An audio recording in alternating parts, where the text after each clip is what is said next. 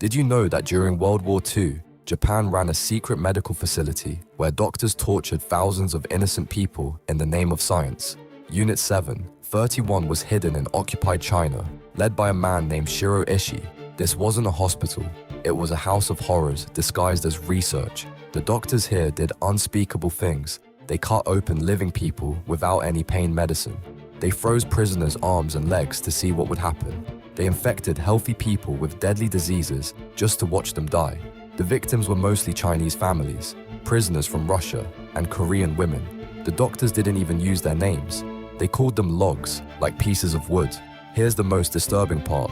When the war ended, America made a deal with these monsters. Instead of putting them in prison, the US gave them complete freedom in exchange for their research data. Many of these war criminals went on to become respected doctors and teachers in Japan.